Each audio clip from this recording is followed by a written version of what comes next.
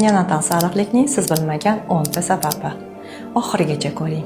Siz bu faktlarni aniq bilmaysiz. Onadagi gipoksik holat tufayli bolaga ko'p miqdorda fetal eritrotsitlar o'tadi va ularning parchalanishining hisobiga ko'p miqdorda bilirubin paydo bo'ladi. Onada qandli diabet yoki gestatsion diabet bo'lsa, bolaga ko'p miqdorda eritrotsitlar o'tadi va bundan tashqari jigar fermentlari sust ishlab, bolaning organizmida bilirubin miqdorining ko'payishiga sabab bo'ladi.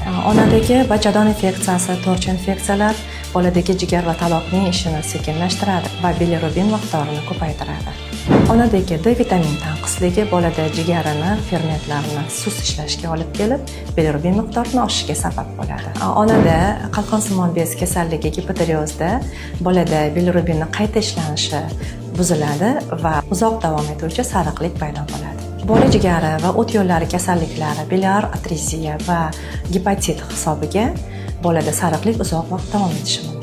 Ona qabul qilgan ba'zi dorilar yo'ldosh va ko'krak suti orqali bolaga o'tib, bolada bilirubinning qayta ishlanishini sekinlashtirib, sariqlikni uzoq cho'zilishiga sabab bo'lishi mumkin. Genetik omillar ta'sirida, ya'ni Gilbera va Krigler-Mayar sindromlarida bolada tug'ma fermentlar yetishmaydi.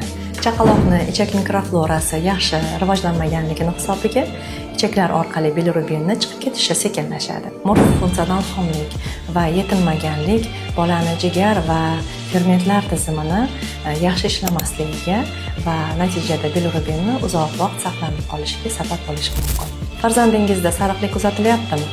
Unda zudlik bilan shifokorga murojaat qiling.